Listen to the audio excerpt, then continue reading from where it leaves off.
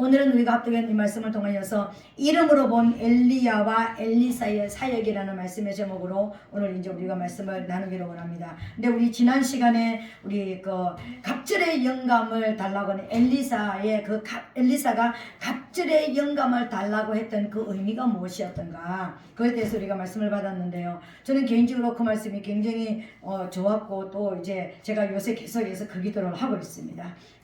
엘리야의 갑절의 영감을 제게 주시옵소서. 이 시대에 정말 갑절의 영감이 우리에게 있어야 되는데요. 그걸 이제 기도하고 있는데, 우리가 흔히 말하는 엘리야의 갑절의 영감, 그러면은 능력하고 이렇게 결부를 시키는 것입니다. 근데 보면은요, 능력은 두나미스라고 해가지고 어떤 영향력입니다. 능력은 힘이에요, 힘. 그러니까 능력은 힘이고 어떤 다른 사람에게 미치는 영향력을 말하는 것이라면, 영감이라고 하는 것은 뭐냐면 생명, 살아있는 영을 말하는 거예요. 영이 살아있는 상태를 생영이라고 말하는 것이고, 그것을 영감이라고 이야기하는 거예요. 그러니까 영이 죽었는데 영감이라고 말하니까 영감이 떨어졌다, 영성이 떨어졌다 이렇게 하잖아요, 그죠? 그러니까 영이 막 살아서 활발 살아있는 것이 어떤 상태냐면 생명의 상태인 것입니다. 하나님께서 아담을 창조하시고 나서 아담에게 생기를 불어넣으시고 생기를 불어넣으시는 생영이 살아있는 영이 됐다라는 것입니다. 이게 이 흙이 살아있는 영으로 바꿔졌다라는 거예요. 근데 우리가 회복해야 되는 것이 뭐냐면은 살아있는 영의 상태로 저와 여러분들이 회복이 일어나야 되는 거예요.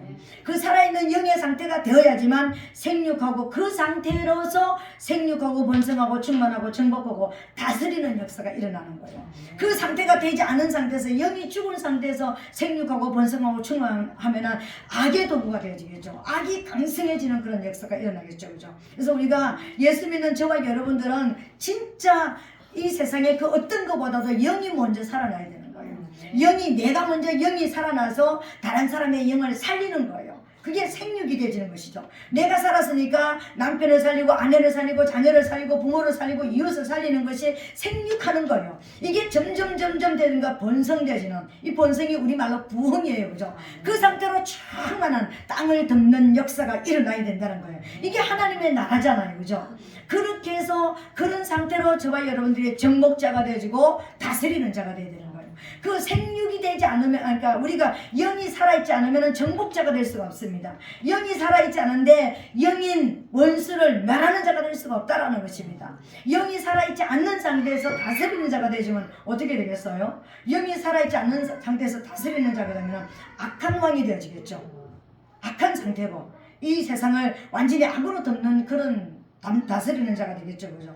그런 그 모습이 되어질 것입니다. 근데 오늘 저와 여러분, 우리는 영이 정말 살아있어야 되는 거예요. 꿈에도 소원이 영이 살아있어야 되는 거예요. 근데 그 영이 살아있다라는 그 상태가 무엇을 말하냐면 영적 오감이 활짝 열려있다는 걸 말하는 거예요.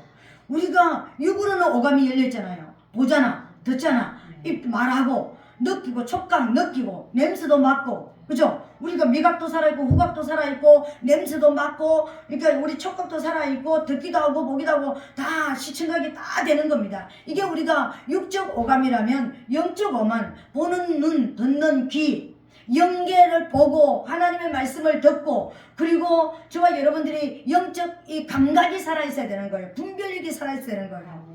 영적으로도 냄새가 맡아지는 것입니다. 예수님이 임재하실 때 예수님의 향기가 드러나고, 예수님의 향기가 나고, 성령이 오실 때 향기로 맡을 수도 있는 것입니다. 그리고 귀신이 들린 사람 올 때는 막 어떤 썩은 냄새라든지 이상한 막 이렇게 냄새 나는 그런 경우가 있습니다, 그죠? 그러니까 감각이, 후각도 살아있어야 되고 미각도 살아있어야 되는 거예요. 하나님이 말씀을 주실 때 우리가 미각이 살아있어야 되는 거예요. 이 말씀이 죽은 말씀인지 살아 있는 말씀인지, 이건 먹으면 죽는 건지 우리가 사는 건지, 하나님 말씀을 보니까 그냥 말씀이 말씀인가 보다. 강단에 서서 그러니까 이야기만 하면 다 설교라고 생각하는데, 강단에 서서 이야기하는 그 전체가 설교는 아닙니다. 설교는 뭘 설교로 말하는 거예요? 하나님의 말씀이 영으로 풀어지는 것을 설교라고 말하는 것이지, 여기서 성경 하나 읽고 막 그냥 TV 본 얘기하고 신문 본 얘기하고 세상 돌아가는 얘기하고 정치 얘기, 이건 설교가 아니에요. 그걸 다 설교라고 우리가 이야기를 하는데 그건 설교가 아닌 것입니다. 아니에요. 그러니까 하나님의 말씀이, 예수님이 엠마오로 내려가는 두 제자에게 말씀을 풀어주실 때 가슴이 뜨거웠던 것처럼 하나님의 말씀이 풀어져서 우리 가슴이 그 말씀으로 인해서 내가 100배로 시너지를 받고 60배 시너지를 받고 30배 시너지를 받아가지고 영향력이 있는 이게 설교예요. 이것을 설교라고 말하는 것입니다. 세상에 잘 먹고 잘 사는 이야기하는 게 설교는 아닌 것입니다. 그러니까 설교를 하는 거하고 강연을 하는 거하고 간증을 하는 것도 다른 것입니다. 우리가 간증이라는 것은 하나님 내가 이렇게 기도했으니만 하나님 이렇게 응답하더라 이렇게 이것 어떤 면에서는 간증이 아니라 내 경험을 이야기하는 거예요. 간증은 하나님의 선하심을 드러내고 내가 어떤 사단에게 잡혀가지고 어떻게 내가 악한 죄악 속에서 내가 무엇을 경험했고 어떤 죽음의 자리에 들어갔고 그 속에서 하나님이 그 선하신 하나님이 어떤 모습으로 나를 이렇게 세우셨다고 하나님을 드러내는 하나님의 왕되심을 하나님의 참신이 되심을 드러내는 게 진짜 간증이에요. 이걸 간증이라고 이야기하는 거예요. 근데 우리가 막 누구 때문에 내가 이렇게 되고 누구 때문에 잘 먹고 잘 살게 되고 무엇 때문에 잘 먹고 잘 살게 되고 이건 간증이 아닙니다. 그냥 내가 체험하는 거 이야기하는 거예요. 그러니까 우리가 설교도 잘못 알 수가 있고 간증도 잘못 알 수가 있는데 아주 그걸 잘 분별할 수 있는 미각이 살아있어야 되는 거예요. 후각도 살아있어야 되는 것입니다. 이 사람이 썩은 냄새를 내는 사람인지 이 사람이 생명의 냄새를 내는 사람인지 후각도 살아있어야 되는 거예요. 이걸 살아있는 것이 영감이 살아있다고 이야기하는 거예요. 그렇게 살아있다는 것을 말하는 것입니다. 그래서 영감이라고 할 때는 영적으로 오감이 살아있는, 그러니까 우리가 죽은 사람은 영적 오감이 다 다치잖아요. 보지도 못하고 듣지도 못하고 말하지도 못하고 깨닫지도 못하고 막 지어박아도 그냥 홀딱 베끼고 옷을 입어도 부끄러워하지 않는, 왜 죽었으니까. 우리가 영적으로 그렇다니까요. 사단이 와가지고 들어와 들락날락하고 뭐 죄지라고 얘기하도 감각 없이 순종하면서 사단의 말에 따라가는 거는 이건 영적으로 죽어있는 거예요. 영감이 죽어있는 거죠. 그죠? 영적 감각이 죽어있는 것을 말하는 것이죠. 영적 오감이 열릴지어다. 아멘. 영적 오감이 열려야 되는 거예요. 영적 오감이 열린 것으로 끝나면 안 되는 거예요. 통찰력이 있어야 되는 것입니다. 지금 이 상황이, 지금 이 현상이 무엇 때문에 왔을까? 왜 그럴까? 무엇일까? 이게 분별력, 통찰력이 생겨야 되는 거예요.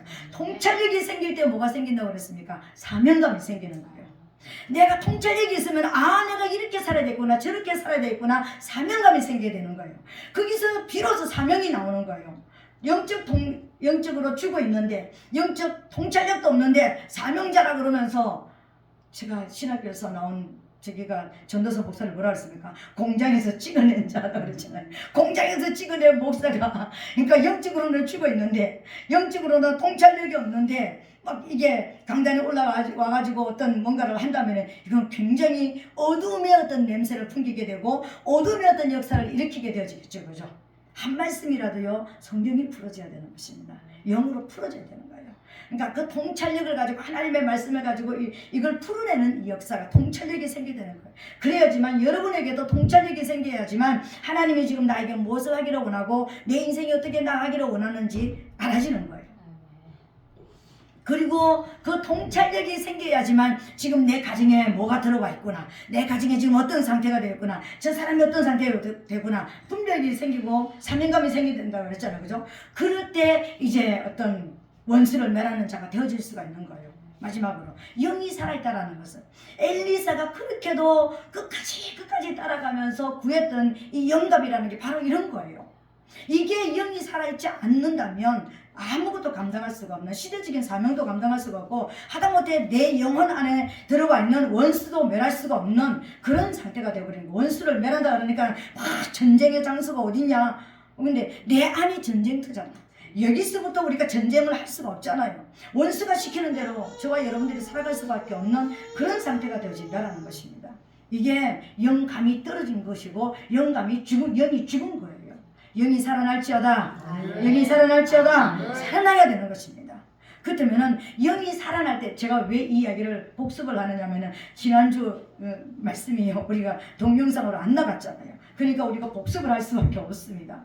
그래서 이제 복습을 하는데, 어떻게 할 때 영감이 살아나느냐? 영감이 살아날 때 첫 번째로 뭐냐면 끝까지 내가 영감이 살아나기를 원하고 내 영이 살아나기를 원한다는 것은요, 내 영이 살아난 것이 나도 느끼고 다른 사람도 느낄 수 있는, 오늘 옆에 있는 엘리야 생도들까지, 신학생들까지도 알 수 있을 만큼, 그러니까 엘리야의 영이 엘리사에게 이제 왔다 이렇게까지 말할 만큼 살아있을 때까지 끝까지 따라가야 되는 것입니다. 끝까지 포기하지 말아야 되는 것입니다. 영이 살아있는 것은요, 이 땅에서 우리가 천국을 가느냐 지옥을 가느냐 하고도 직결되는 문제예요. 그래서 우리는 영이 살아있어야지만, 예수를 믿어도 교회를 나와도 영이 산 자가 돼야지만 천국을 가는 거예요. 우리 하나님, 성경에서 하나님은 죽은 자의 하나님이라고 그랬습니까? 산 자의 하나님이라고 그랬습니까? 산 자의 하나님이라고 말씀을 드렸습니다. 산 자의 하나님이라는 것은 영이 살아있는 자의 하나님이라는 거예요. 영이 죽었는데 나는 아버지 하나님 해도요, 나는 네가 죽어서 지금 죄악 가운데 있어서 그 죄 속에서 내게로 오지 않으면, 넘어오지 않으면, 네가 영이 살아나지 않으면 나하고는 상관이 없다, 하나님은 이렇게 말씀하시는 거예요. 그래서 우리가 돌아갈 것도, 우리는 천국을 가는 줄 알고 교회 생활을 했는데, 성도로서 변화가 일어나는 영이 살아야지만 천국을 갈 수가 있습니다. 끝까지 영이 살아나고, 나도 내 영이 살아났다는 것을 느끼고, 다른 사람도 저 사람은 정말 영이 살아났어, 저 사람 안에 진짜 예수가 있고, 저 사람 안에 진짜 성령이 있어, 이럴 때까지 승리하게 되시기를 예수님 이름으로 축복합니다. 그러니까 이런 역사가 저와 여러분들 안에는 일어나야 되는 것입니다. 우리가 영이 살아나야 되는 것입니다. 영이 살아나지 않으면요, 저와 여러분들은 아무것도 할 수가 없습니다. 그리고 또 우리가 영감이, 우리에게 진짜 영감이, 구하는 이 영감이 오기 위해서 우리가 됩니다. 불을 채워야 되는 것입니다. 불 속에 들어가야 되는 것입니다. 오늘 여러분, 우리가 엘리야가 불말과 불병거가 와가지고 막 그냥 하늘로서 회리바람을 타고 올라갔다, 우리 여기는 알고 있습니다. 그죠? 근데 엘리사하고 엘리야하고 둘이 똑같이 이렇게 나란히 걸어가고 있습니다. 걸어가면서 지금 이야기하는 거예요. 제자한테, 야, 너 왜 나 끝까지 따라오냐?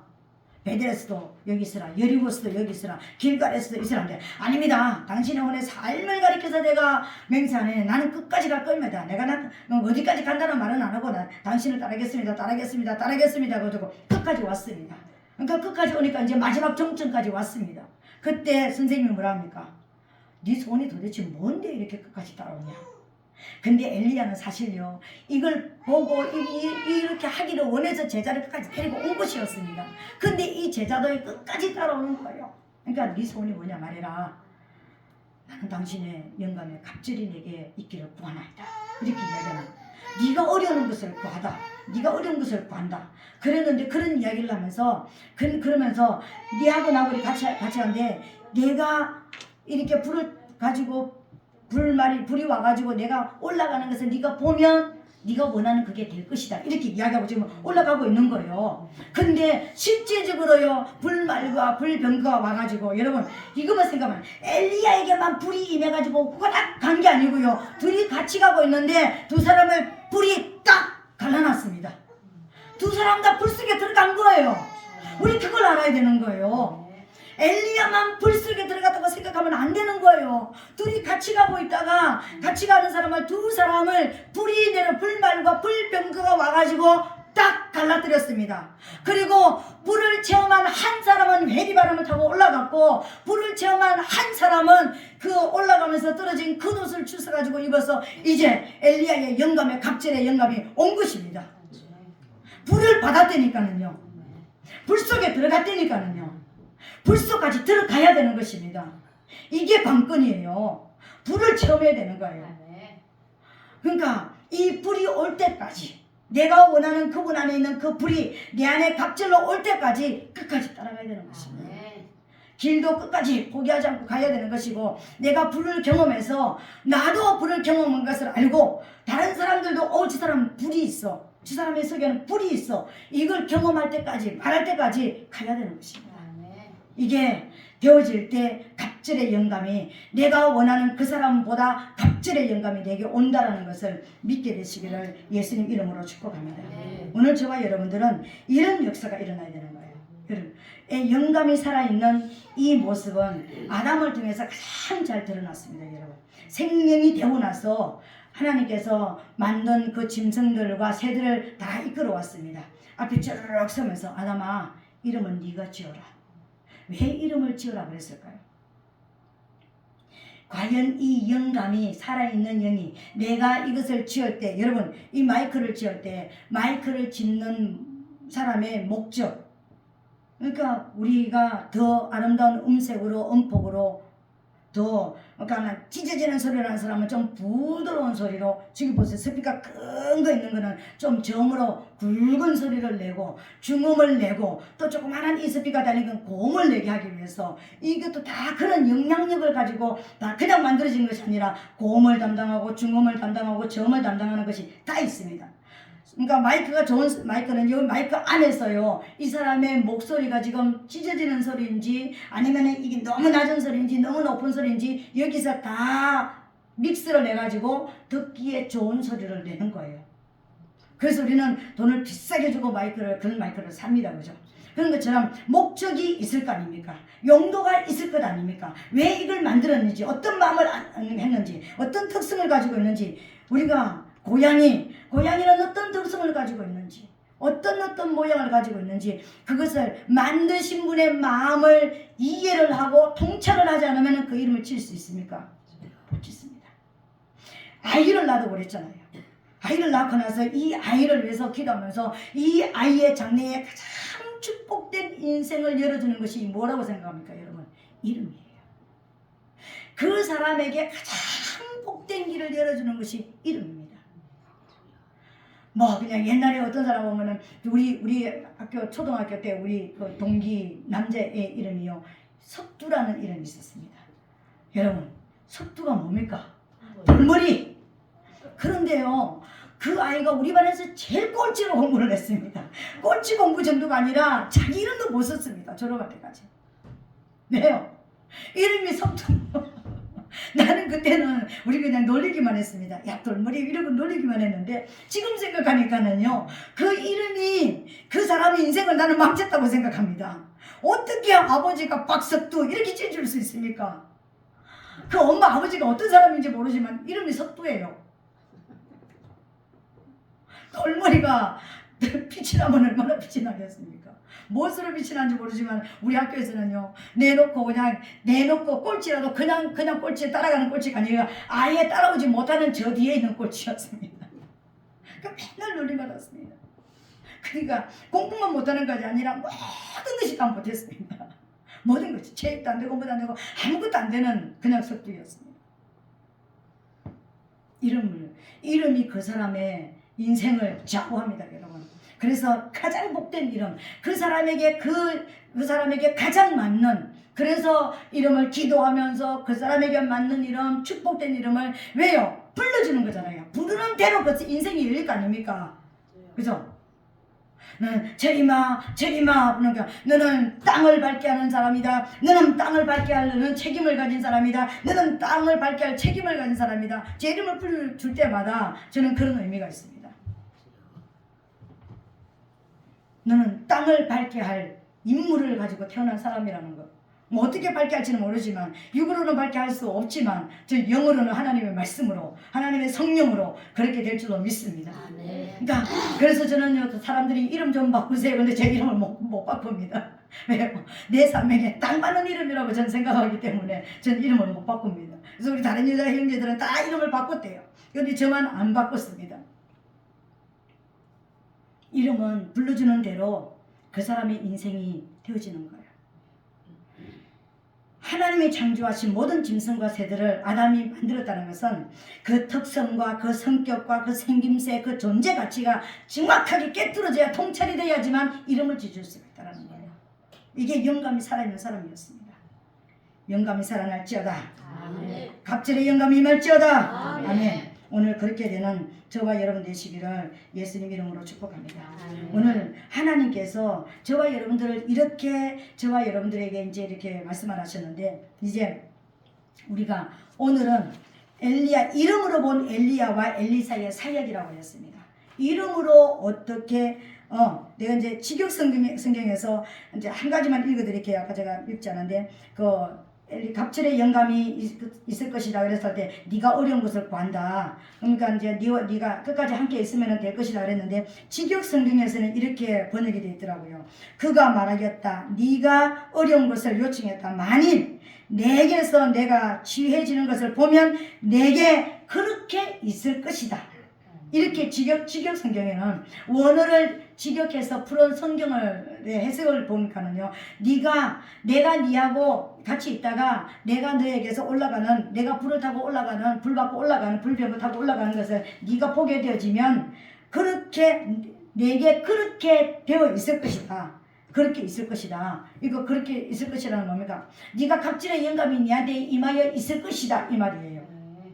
그러니까 직역 성경에는 좀 더 구체적으로 우리가 이해할 수 있게 이렇게 만들어져 있더라고요. 그래서 그렇구나. 그리고 킹 제임스에는요, 그 일이 네게 이루어지려니, 그러니까 그분께서 나를 내게서 데려가시는 것을 네가 보면 그 일이 네게 이루어지려니와 그렇지 아니하면 이루어지지 아니하리라. 그러니까 끝까지 네가 그것을 고수하고 끝까지 그것을 구하고 그리고 네가 불을 받게 되어지면, 내가 불 받는 것을 네가 보고 너도 불 속에 들어가게 되어지면 너도 불을 받게 될 것이고, 네가 원하는 갑절로 나보다 더 생명력이 넘치는 갑절의 영감이 있게 될 것이다. 이렇게 이야기합니다. 오늘 우리는 갑절의 영감을 받아야 되는 것입니다. 오늘 이름으로 본 엘리야와 엘리사의 사역이라고 했는데, 저는 이 성경을 읽다가 갑자기 훅 들어왔습니다.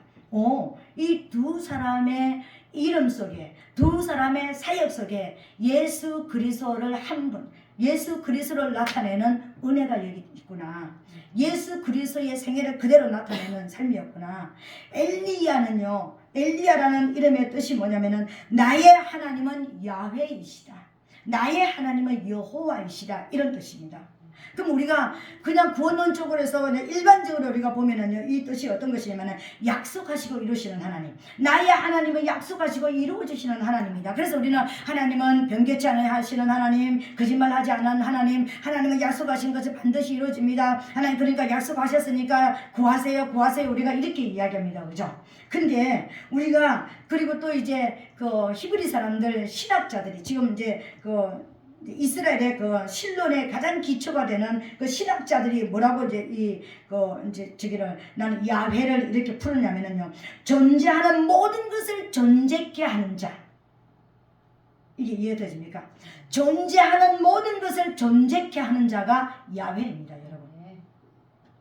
그게 출애굽기 3장 14절에 보니까 스스로 있는 자. 그러니까 야훼라는, 엄밀하게 따지면 야훼라는 것은요, 이름이 아니에요. 그 하시는 일을 나타내는 것이고 하나님이 어떠한 분인지를 나타내는 것이지, 엄밀하게 따지면은 하나님은, 우리는 이름을 알지 못합니다. 하나님의 이름이 여러 가지인데 그 여러 가지가 전부 다 하나님이 하시는 일, 하나님께서 나타내시는 그 모습을 나타내는 것이지, 우리처럼 고유명사, 철임 이렇게 아니라는 거예요. 하나님이 하시는 일을 나타내는 거예요. 근데 우리가 그러면은 심판론적으로, 저와 여러분들 우리가 이제 그 원수를 멸하는 자, 심판론적으로 우리가 보면은 두 가지의, 야훼라는 뜻은 두 가지의 엄연한 뜻이 있습니다.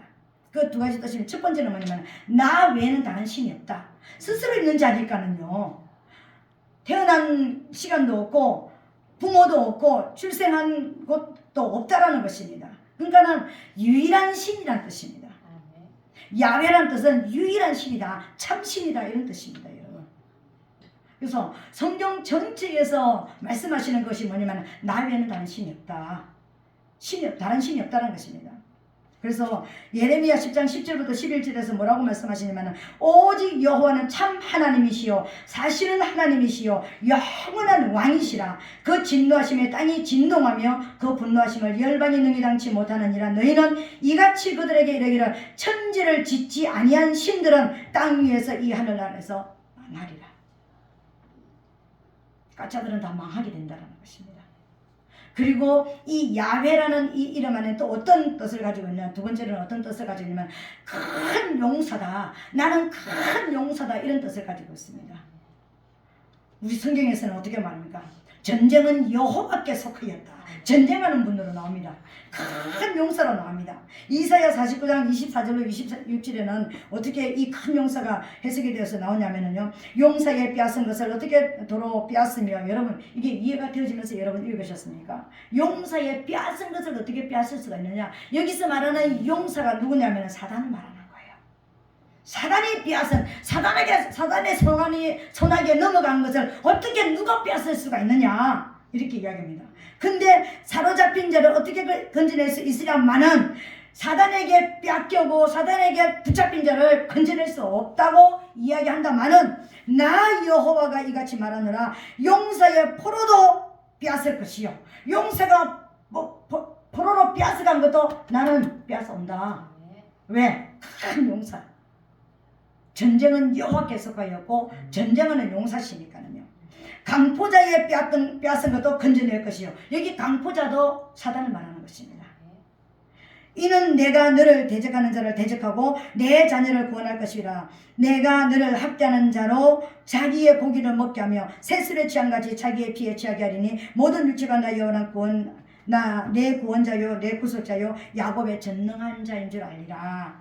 여러분, 우리를 학대하고 우리를 괴롭히는 그 원수가 그 고기를 먹게 될 것이고 새술에 취함같이 자기 피에 취하게 되어지는 역사가 큰 용사 앞에서 그렇게 되어진다는 것입니다. 그래서 우리는 큰 용사이신 예수 그리스도의 이름을 불러서 원수를 멸하는 자가 된 것입니다.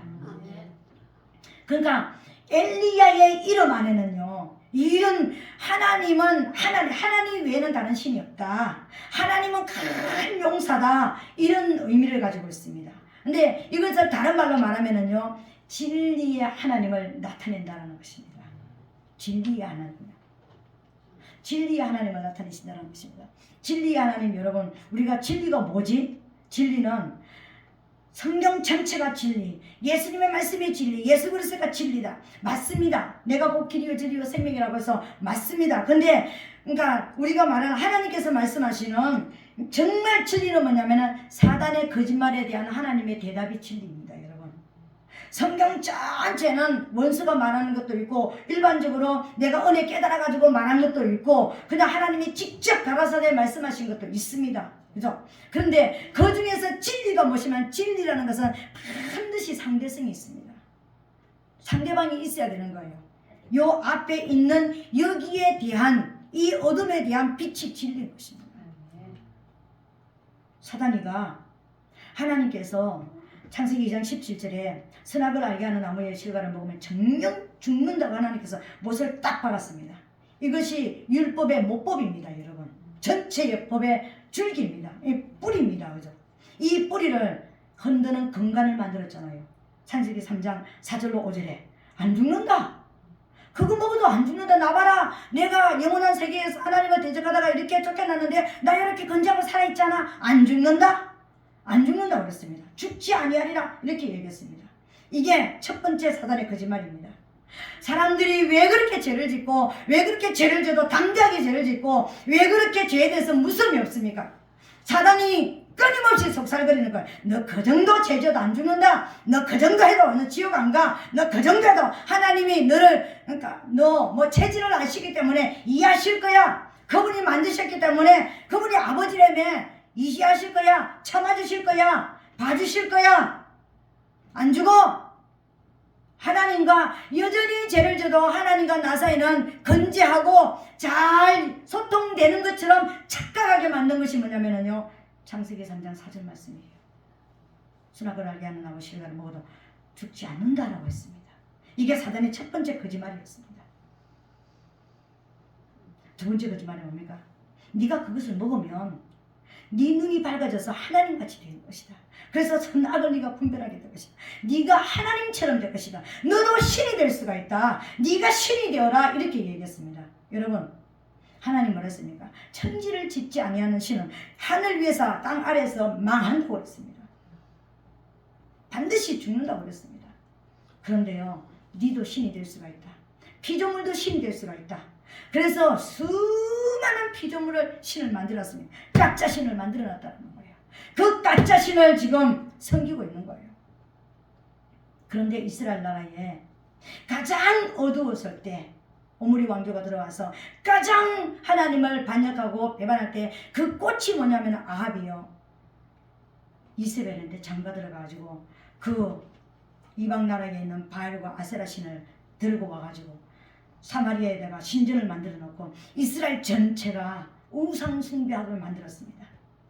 왕이 여호와의 신앙을 버리고 우상 숭배의 앞잡이가 됐습니다. 여러분, 백성들은 우리가 섬겨왔던 하나님이 야훼 하나님이 진짜 신인가? 우리 왕이 버리고 새롭게 섬기는 저 바알이 진짜 신인가? 몰라가지고 머뭇 이쪽이 신인가 이쪽이 신인가 가운데 서서 어디를 선택해야 될지 모르는 상황에서 갈멜산의 대결이 일어났습니다. 그래서 하나님만이 참 신이라는 것을 보여준 거예요. 그 보여줬다는 것은요, 가짜가 진멸되어지는 850명의 바알신과 아세라신의 제상들이 다 죽어나가는 것을 보면서, 진멸되어지는 것을 보면서 하나님만이 참 신이신 것이 드러났습니다. 이게 엘리야의 사역이고 이게 엘리야였습니다. 이게 진리의 사역이었습니다. 진리란 원수를 멸하는 것입니다. 가짜들을 멸하는 것입니다. 진짜 왕이 누구신지, 진짜 선생님이 누구신지, 진짜 제사장이 누구신지를 보여주는 것이 선지자의 사역인데, 그 중에서도 진리의 사역이었습니다. 원수를 멸하는 것입니다. 전쟁하는 사역이라는 것입니다. 그래서 엘리야를 불의 선지자, 심판의 선지자라고 이야기하는 것입니다. 엘리야가 가는 곳마다요 불의 역사가 일어나는 거예요. 그래서 올라갈 때도 불말과 불병거가 와가지고 데리고 갔습니다. 그것만 했습니까? 갈멜산에서 불이 내려오고 끝나지 않았습니다. 엘리야의 아들 아합의 아들이 병들어가지고 내가 죽는지 사는지 저 무당한테 가서 물어보고 와. 근데 엘리야가 알고 있었습니다. 그러고 나서 이제 저기가 엘리야한테 50명의 사람들과 그 이제 50부장을 보냅니다. 근데 내가 만일 여호와의 종이라면 불이 하늘에서부터 내려와서 너희를 살할 것이다. 말이 떨어지자마자 불이 하늘에서 내려가지고 그 50명을 태워버렸습니다. 또 한 번 또 태워버렸습니다. 세 번째 50부장과 50명이 와가지고 나를 불쌍히 여겨주시옵소서. 겸손하게 엎드렸을 때 하나님을 인정하는, 여호와를 인정하고 여호와의 선지자를 인정하는 이 역사가 일어났을 때 그 사람들은 생명을 살릴 수가 있었습니다. 여호와를 인정하지 않는 자들은 진멸됐다는 거예요. 어떤 사람들은 엘리야는 사람을 죽이는 사람이다. 사람만 죽이는 사람. 죽이는 사람이 아니라 사람을 죽인 것이 아니라 그 속에 있는 영을, 악한 영을 죽인 거예요. 우상 숭배하는 자들을 죽인 거예요. 이게 선지자의 사역이었고요. 이게 진리의 사역이었습니다. 그래서 불의 사역자, 불의 종, 그러니까는 불의 종은 막 뜨거워서 성령 충만한 이 불의 종이 사실은 불의 종이 아닌 것입니다. 불의 종이라는 것은 심판의 종이라는 것입니다. 하나님 편에서 하나님을 대적하는 원수를 멸하는 것이 진짜 불의 종입니다, 여러분. 그런 뜻을 가지고 있습니다. 엘리야의 이름 안에는. 그래서 진리의 사역자입니다. 선지자의 사역이에요. 여러분, 엘리야가 여러분 그렇게 큰 역사를 했지만 엘리야의 인생을 보면 정말 고독했습니다. 따르는 자가 없었습니다. 그렇게 일생을 사역하고 마지막 따르는 자 몇 명이었습니까? 한 명이었습니다.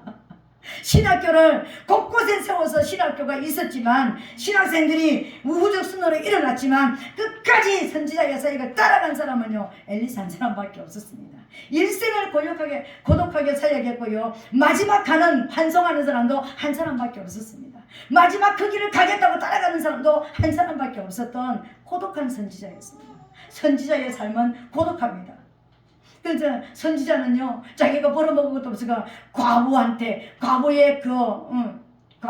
아들 밀가루 한 줌하고 기름 한 번만 먹으면 죽으려고 했던 그거 얻어먹고 살았습니다. 까마귀 입에서 나오는 떡과 물 먹고 살았습니다. 인생이요 인간적으로 생각하면은 비참하기 짝이 없고요 초라하기 짝이 없는 것이 선지자의 삶입니다. 그런데 하나님은요, 이 시대에도 선지자를 일으키기를 원하신다라는 거예요. 원수를 멸하는 자, 참신이 누구신지를 보여주기를 원하는 자를 하나님께서는 찾으신다는 것입니다. 그리고 엘리사라는 이름이 있습니다. 엘리사는 어떤 사람인가? 엘리사는 하나님은 구원이시다라는 뜻을 가지고 있습니다. 완전히 다르죠, 그죠? 엘리사의 이름은 하나님은 구원이시다. 여호와는, 우리 하나님은 야훼이시다. 이건요, 진리를 나타내는 거예요. 우리 하나님 외에는 다른 신이 없어. 누구든지 신이 되려고 그러면은 큰 용사의 신 하나님 앞에서 죽어, 이런 뜻입니다. 우리말로 풀면은, 그죠? 근데 엘리사라는 뜻은 어떤가요? 여호와는 구원이시다. 그래서 엘리야 그러면은 불의 선지자, 심판의 선지자였다면, 엘리사는 어떤 사역을 했냐면은 생명의 선지자, 물의 선지자였습니다. 엘리사가 가는 곳마다요, 물의 역사가 일어났습니다. 물을 고치고, 물이 없어가지고 물을 통해서 군인들과 이제 백성들이 먹고 살게 만들고, 짐승들이 먹고 살게 만들고, 또 누가 남한 장군이 와가지고 문둥병 들렸을 때 요단강에 가서 그 이제 씻으라. 그러니까는 씻으라, 물 사역이었습니다. 말씀을 풀어내는 사역이었다는 것입니다. 말씀을 풀어내는 사역. 그래서 엘리사가 가는 곳마다 사람들이 따라다녔습니다. 엘리사가 가는 곳마다 엄청난 사람들의 무리 속에 있었습니다. 그 무리 속에서 하나님의 기적이, 하나님이 그 죽어가는 사람들을 구원해내는, 하나님이 살려내시는 것을 엘리사의 사역을 통해서 일어났습니다. 사람들은 엘리야는 5가지 기적을 베풀었으면은 엘리사는 10가지 기적을 베풀었습니다. 여기에 중점되어 있는데, 그것을 떠나서 심판자와 진리를 나타내는 선지자와 은혜를 나타내는 선지자가 달랐다라는 것입니다. 그러면 엘리야의 사역은 일반적인 교회 목사님의 사역 같은 그런 것입니다. 제사장의 사역 같은 그런 선지자의 사역이 있다라는 거예요. 일반적으로 병들어서 오고, 가난해서 오고, 문제 생겨서 와가지고, 그러니까 모든 문제 있는 사람들 속에서 살아가는 사람은 엘리사였습니다. 가난하고 질병 걸리고 먹고 살 거 없고 그냥 문제, 여러 가지 어떤 문제들이, 내 아들이 팔려갈 문제가 생기고 이렇게 죽어가는 전쟁이 일어나는 그 속에서 어떤 구원이 필요할 때, 구원이 필요한 모든 사람들은 엘리사 앞으로 모였습니다, 여러분. 근데 엘리야는 아니었잖아요. 가짜는 다 심판을 받으니까 엘리야 앞으로는 올 수가 없었습니다. 그래서 엘리사는 구원인 것입니다. 물의 사역자, 생명의 사역자, 살리는 사역자, 죽어가는 백성들을 살려내는 은혜의 사역자였습니다. 그래서 은혜와 진리가 두 선지자를 통해서 보여주는 거예요. 예수 그리스도께서 은혜와 진리가 충만하더라는데, 엘리야의 사역과 엘리사의 사역을 예수 그리스도께서 나타내실 것이다. 그래서 그러니까 엘리야가 말라기 4장 6절인가 거기 보면 아비의 마음을 자녀에게로 돌이키고 자녀의 마음을 아비에게로 돌이키게 하는 엘리야의 심령을 가진 자가 오게 될 것이라고 그랬잖아요, 그죠? 그러니까 예수 그리스도께서 오셨잖아요. 오신 것입니다. 영이 살아있는 사람은, 그래서 저와 여러분, 우리는 원수는 멸하고 죄는 깨뜨리고 그 죄석에 붙잡혀 있는 영혼들을 살려내는 것이 이 두 사역자를 통해서, 두 선지자를 통해서 보여주셨다는 것입니다.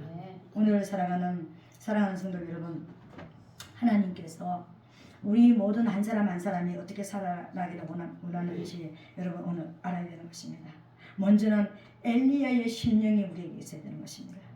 엘리야의 심령, 영이 살아있어야 된다는 거예요. 그래서 내 안에, 내 가정 안에, 내 가족 안에 어둠이 들어오는지 안 들어오는지 여러분 깨워서, 착하듯 깨어가지고, 그러니까 눈에 불을 켜고 깨가지고 깨어있으면서 내 남편이 하는 말 속에 원수의 어떤 역사가 일어나는지, 아니면은 내 가족 안에, 내 자녀 안에, 내 아내 안에 이게 있는지 깨어서 여러분 엘리야의 심령으로 깨어 있어야 되는 거예요. 아비의 마음이 그 사람 속에서 떠나지 못하도록, 하나님 아버지의 영이 떠나지 소멸되지 아니하도록 우리는 눈에 불을 켜고 우리가 살아 있어야 되는 것입니다. 그리고 쫓아내야 되는 거예요. 원수들은, 어둠의 역사들은 쫓아내야 되는 거예요. 근데 그거 쫓아내고 지적하면 싸우자고 대들잖아요. 당신이나 잘해, 너나 잘하세요. 근데 우리는 그럼에도 불구하고 싸워야 되는 것입니다. 그리고 또 어떤 사역이 되는 것입니까? 그 속에 있는 그 잡혀 있는 사람들에게 끊임없이 자꾸만 복음을 전해야 되는 거예요. 물사역해야 되는 거예요. 생명사역해야 되는 것입니다. 가난한 자를 어떻게 살리고, 전쟁 중에는 어떻게 하고, 어떤 지금 팔려가야 될 위기 속에서 어떻게 하고, 복음이 엘리사를 통해서 풀어졌잖아요. 그 병든 자에게 복음은 기쁜 소식이 뭡니까? 치료받는 방법을 알려주는 거예요. 가난해서 지금 먹고 살 수 없는 사람에게 복음이 뭡니까? 먹고 사는 방법을 알려주는 거예요. 지금 아들이 죽어가는데, 아들이 지금 팔려가야 되는데, 남의 노예로 가는데 아들이 팔려가지 않도록 만들어주는 게 이게 복음이잖아요. 신학생들이 모여가지고 지금 가난한 신학생들이 뭐 없어가지고 먹으려고 그랬는데 외를 넣고 그냥 소태거리는데 거기서 독이 있어가지고 이거 먹으면 죽는 이런 역사가 있습니다. 그래서 가루를 던져가지고 독을 해독시키는 역사가 일어났습니다. 무슨 독을 마실지라도 해를 받지 않는 이 역사가 일어났습니다. 보리떡 20개 가져와고 야채 가져와가지고 100명을 먹이는 예수님이 오병이어의 기적을 일으킬 것을 엘리사의 사역을 통해서 보여줬습니다. 이 역사가 오늘 우리 가운데 일어나야 된다는 거예요. 그렇게 될지어다 엘리야와 엘리사의 삶이 우리 삶의 삶 가운데 일어나야 되는 거예요. 그래서 내가 생육이 돼야 되는 거예요. 내가 살아났다면 우리 가정이 생육이 일어나야 되는 거예요. 우리 교회의 생육의 역사가 일어나야 됩니다. 번성하는 역사가 일어나야 됩니다. 이게 부흥이잖아요. 살아있는 사람들이 모이는 게 부흥이잖아요. 내가 살고 네가 살면 부흥이 일어나는 거잖아요. 우리 그걸 막 그냥 양적으로 막 교회가 많아가지고 막 그냥 사람들이 많아가지고 막 그러니까 왔다 갔다 이게 부흥. 물론 그것도 부흥입니다. 양적 부흥입니다. 그죠? 진짜 하나님이 원하시는 부흥이 뭡니까? 내 영혼 네 영혼이 살아나는 게 부흥입니다. 그 살아난 사람이 또 다른 사람을 살리는 게 부흥이에요. 그런 상태로 충만하라는 거예요. 교회 안에 성도들이 그렇게 살아있는 사람들이 다 모여있다면 그 안에 생명의 역사가 막 나도 모르는 생명의 역사가 일어나잖아요. 그 생명의 역사가 있을지어다. 하나님은 오늘 저와 여러분 엘리야와 엘리사의 이름을 통해서 엘리사는 이런 사역을 했고 엘리야는 이런 사역을 했다. 예수 그리스도께서 오셔서 예수 그리스도의 삶을 살아냈다. 우리가 누굽니까? 예수 그리스도의 제자잖아요. 그 예수 그리스도의 제자의 삶을 엘리야를 생각하면서 엘리사를 생각하면서 네 가정을 살리고 지역을 살리고 교회를 살려내라. 이렇게 말씀하시는 거예요. 이런 역사가 있게 되시기를 예수님 이름으로 축복합니다. 아멘. 이 시간 우리 다 같이 받은 말씀을 생각하면서 하나님 엘리야와 엘리사의 사역이 어떤 것인지 이제 깨달았습니다. 제 삶이 예수 그리스도의 제자로서 이제 그런 삶을 살아낼 수 있도록 성령으로 역사하여 주시옵소서. 주여 삼창하고 동성으로 기도하겠습니다.